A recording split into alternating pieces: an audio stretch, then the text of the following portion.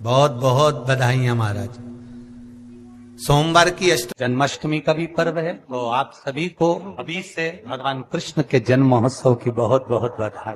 हमारे लड्डू गोपाल कल्लू जी महाराज साल में एक बार उनके स्नान का हम लोग रखते हैं। तो कल रात्रि को 8 बजे से 9 बजे तक हमारे यूट्यूब चैनल पर, फेसबुक पर आप लोग लाइव ठाकुर जी के 1 घंटे का 8 बजे से 9 बजे तक स्नान का दर्शन रात्रि को कर सकेंगे। मोबाइल पर आप लोग आराम से अपने यूट्यूब फेसबुक पर ठाकुर जी के सुंदर स्नान का दर्शन, जो साल में एक बार का हम लोग करते हैं, उसका दर्शन आप कर सकते। एक पात्र में जल और दूध ले लीजिए।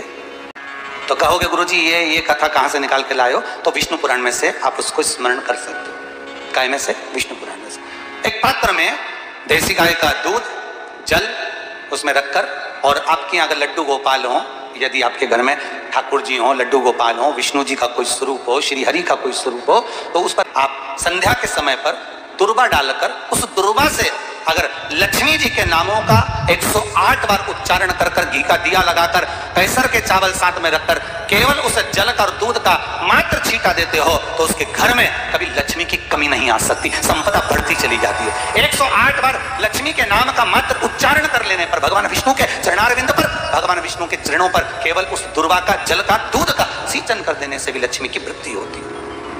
आपके घर में छोटे से ठाकुर जी हैं, आपके घर में छोटा सा कन्हैया है, और छोटे से कन्हैया जो पुराने समय का है, उसको नेत्र भी लगाने की जरूरत नहीं है, क्योंकि उसके नेत्र हैं।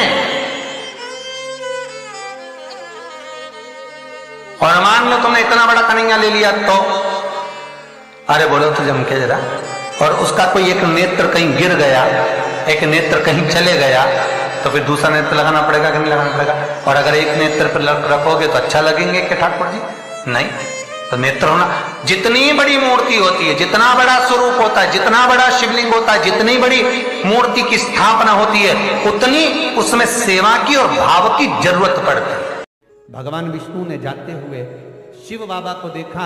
शंकर भगवान से, भगवान नारायण ने कहा आप कुछ कहेंगे नहीं? भगवान शंकर कहते हैं नारायण चिंता मत करो, ये बद्रिकाश्रम में जो आएगा चने की दाल चढ़ा कर जाएगा, चने की दाल को मंदिर के पीछे बैठकर ओम नमः शिवाय बोलकर जो नारायण को समर्पित करेगा, उसके मनवांचित फल को मैं 3 महीने में पूरा कर दूंगा, उसके मन की कामना को मैं 3 माह में पूर्ण कर दूंगा। आज भी नियम है, चने की दाल को लेकर जाते हैं, बद्रिकाश्रम के मंदिर के पीछे बैठकर चने की दाल को लेकर ओम नमः शिवाय का जाप करते हैं। 7 बार ओम नमः शिवाय बोलकर चने की दाल वापस घूमकर भगवान विष्णु को समर्पित करी जाती है, तो 3 महीने में मनोकामना पूरी हो जाती है। भगवान की मूर्ति जितनी छोटी होगी उतना सुख देती है, जितनी बड़ी हो जाएगी उतने लाड़ की जरूरत पड़ जाएगी, उतने लाड़ की जरूरत।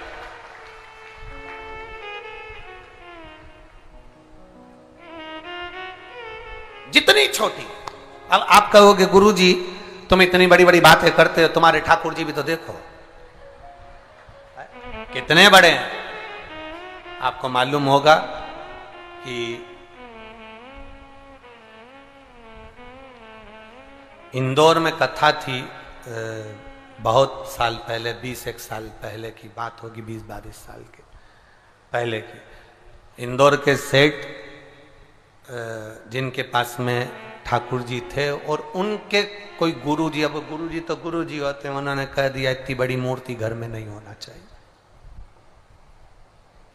अब उनको कह दिया कि इतनी बड़ी मूर्ति घर में नहीं होना चाहिए, तो वो इनको नर्मदा जी में विसर्जन के लिए लेकर जाने लगे या कहीं देने के लिए जाने लगे। वो हमारे यहाँ कथा में आए थे, तो वो अटैची लेकर आए थे, तो पूछ लिया हमने कि इस अटैची को आप कहाँ ले जा रहे हैं, क्या है इसमें? उन्होंने कहा इसमें लड्डू गोपाल हैं ठाकुर जी। हमने कहा कहाँ ले जा रहे हैं? हमारे गुरुजी ने कहा इतनी बड़ी मूर्ति घर में रहती है ना तो तकलीफ होती, इसलिए हम इनको नदी में, नर्मदा जी में छोड़ने के लिए या आश्रम पर किसी के यहाँ देने के लिए जा रहे हैं। तो हमने कह दिया लाडला है, कहाँ इसको नर्मदा के जल में आप छोड़ोगे, हमको दे दो, हमारे साथ कथा में चलता रहे, आनंद से श्रवण करता रहे, भक्ति करता रहे। और क्या चीज लाडला है वो, उसका नाम हमने कल्लू रखा, हमारा कल्लुआ है, लाडला। जय हो। सोमवार की अष्टमी पड़ जाए, क्या पड़ जाए सोमवार की? जम के बोलो जरा, अष्टमी। या तो सोमवार की अष्टमी पड़ जाए, या हर महीने शिवरात्रि आती है, हर महीने आती है, या तो सोमवार की अष्टमी पड़ जाए या फिर सोमवार की शिवरात्रि पड़ जाए, हर महीने आती है। प्रयास करना कहीं से देसी गाय का दूध मिल जाए,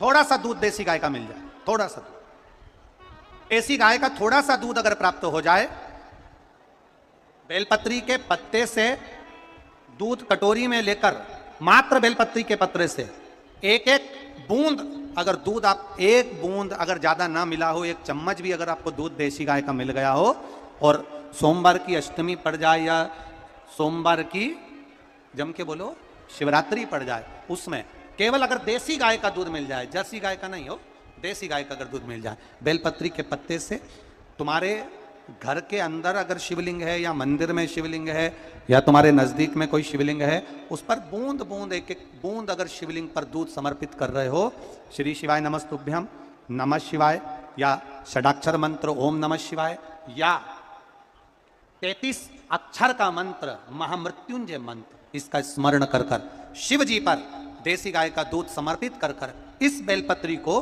अशोक सुंदरी वाली जगह पर अगर आप समर्पित कर देते हैं, फिर आप जिस भी चीज के लिए अप्लाई करें, मेरा देवाधिदेव महादेव आपका हाथ पकड़कर खींचकर आगे बढ़ा ही दे। मेहनत करना, कर्म पूरा करना, पढ़ाई अच्छी करना, और पढ़ाई के साथ में विद्या अध्ययन करने के साथ में अच्छी मेहनत के साथ में देसी गाय का दूध भगवान शंकर को समर्पित करना, भगवान शंकर को समर्पित करना, देसी गाय का दूध धीरे धीरे धीरे धीरे समर्पित करना, भावों के साथ आप समर्पित करें। देसी गाय का दूध एक एक बूंद समर्पित करें, धीरे धीरे समर्पित करें। और देसी गाय का दूध जब धीरे धीरे समर्पित करें, बड़े रास्ते से, आनंद से धीरे धीरे जब आप समर्पित करेंगे, बेलपत्री वही दूध में सनी हुई बेलपत्र अशोक सुंदरी वाली जगह पर, उस समय पर डंडी का भाग शिवलिंग की ओर नहीं होना चाहिए, उस समय पर डंडी का भाग जहां से पानी बहकर जाता है अशोक सुंदरी की ओर से, वहां पर होना चाहिए। कार्य में सफलता मिलती ही है। शिव तत्व को धारण करें। सोमवार की अष्टमी का मतलब आपको इंदौर की कथा में बताया था, जिस दिन शंकर और पार्वती के मिलन का दिवस हो, और केवल एक माता पार्वती के अकेले मिलन का नहीं, 64 योगनियां तक भगवान शंकर से मिलने के लिए आती है। पीला चंदन लगा लेना, कितना लगाना है? बीच वाला जो पत्ता है उस पर पीला चंदन। जब आपको लगे कि मेरा जीवन बहुत कष्टमय है, अब ये रोग, अब ये कष्ट दूर ही नहीं हो रहा, अब ये आए दिन तकलीफ पर तकलीफ बढ़ती जा रही है, आए दिन रोग बीमारी, पैसा घर में बच नहीं रहा, बहुत कष्टमय जीवन है, इसमें लगाओ पीला चंदन बेलपत्री की बीज पत्ती पर। महाराज, और बीज पत्ती पर जब चंदन लग जाए, लगने के बाद में ये दोनों पत्ती पर लाल चंदन लगा लीजिए। इन दोनों पत्ती के बीच में जो डंडी का भाग होता है, आपको कहा था, आपको स्मरण में होगा शायद, हमने जब बेलपत्री की महत्वता बताई थी तो उस बेलपत्री की महत्वता में कहा था ब्रह्मा विष्णु महेश ये 3 हैं, बोला था। बीच में ये बड़ी पत्ती से लेकर जो 2 पत्तियां होती हैं, इनके बीच में जो जगह बचती है, इसमें मां पार्वती के 64 योगनियां, मां पार्वती अपनी पूर्ण सिद्धि के साथ में जितनी भी देवी के स्वरूप हैं, वो माता 64 योगनियां देवी के स्वरूप में यहां पर विराजमान होती हैं। 2 पत्ती के नीचे से जो डंडी होती है नीचे तक, ये पूरी डंडी में 33 कोटि देवी देवताओं विराजमान होते हैं इस पूरी डंडी के अंदर। तो ये बीच वाली पत्ती है, ये जो बीच वाली पत्ती का जो भाग होता है, इस पत्ती के भाग में शहद का प्रयोग कर कर, यहां पीला चंदन, लाल चंदन, शहद का प्रयोग कर कर, इसी तरह से पकड़कर ये बेलपत्री की जो डंडी है वो अशोक सुंदरी पर जब आप समर्पित करें, तो जहां से जल बहता है उस ओर पर इस पत्ती को चढ़ाकर केवल आपके हृदय की बात कहकर देवाधिदेव महादेव से कोई भी शिव जी का मंत्र, पंचाक्षर नमः शिवाय, षडाक्षर ओम नमः शिवाय, श्री शिवाय नमस्तुभ्यम, या महामृत्युंजय मंत्र, जो शिव का मंत्र हो आपके पास में, उसको बोलते हुए देवाधिदेव महादेव को धीरे धीरे जल की धार चढ़ाना प्रारंभ करो। जल की धार जब पूर्ण होने लगे, उसमें थोड़ा जल बचे, तब अशोक सुंदरी पर जो तुमने बेलपत्र चढ़ाई है वहां उस जलधार को चढ़ा। ये प्रयोग आपको केवल सोमवार की अष्टमी पढ़ने पर ही करना है। कौन से दिन करेंगे? जम के बोलिए जरा। सोमवार की अष्टमी पढ़ने पर यह प्रयोग करें, और जल चढ़ाकर बाबा से विनती कर कर उसी बेलपत्र को वापस उठाकर कहीं जलाशय में या किसी पेड़ के नीचे विसर्जन कर दें और 1 लोटा जल वहां भी चढ़ा दें। बस निवेदन कर कर आ जाइए, मेरा बाबा 3 माह के अंदर हाथ जरूर पकड़ेगा और आपको दलदल से बाहर निकाल देगा। हमें बताया था जिस दिन शंकर और पार्वती के मिलन का दिवस हो, और केवल एक माता पार्वती के अकेले मिलन का नहीं, 64 योगनियां तक भगवान शंकर से मिलने के लिए आती है। पीला चंदन लगा देना। कितना लगाना है? बीच वाला जो पत्ता है उस पर पीला चंदन। जब आपको लगे कि मेरा जीवन बहुत कष्टमय है, अब ये रोग, अब ये कष्ट दूर ही नहीं हो रहा, अब ये आए दिन तकलीफ पर तकलीफ बढ़ती जा रही है, आए दिन रोग बीमारी, पैसा घर में बच नहीं रहा, बहुत कष्टमय जीवन है, इसमें लगाओ पीला चंदन बेलपत्री की बीच तक महाराज। और बीच पत्ती पर जब चंदन लग जाए, लगने के बाद में ये दोनों पत्ती पर लाल चंदन लगा लीजिए। इन दोनों पत्ती के बीच में जो डंडी का भाग होता है, आपको कहा था, आपको स्मरण में होगा शायद, हमने जब बेलपत्री की महत्वता बताई थी तो उस बेलपत्री की महत्वता में कहा था ब्रह्मा विष्णु महेश ये 3 है, बोला था। बीच में ये बड़ी पत्ती से लेकर जो 2 पत्तियां होती हैं, इनके बीच में जो जगह बचती है, इसमें माँ पार्वती के 64 योगनियां, माँ पार्वती अपनी पूर्ण सिद्धि के साथ में जितनी भी देवी के स्वरूप हैं, वो माता 64 योगनियां देवी के स्वरूप में यहाँ पर विराजमान होती हैं। 2 पत्ती के नीचे से जो डंडी होती है नीचे तक, ये पूरी डंडी में 33 कोटि देवी देवताओं विराजमान होते हैं इस पूरी डंडी के अंदर।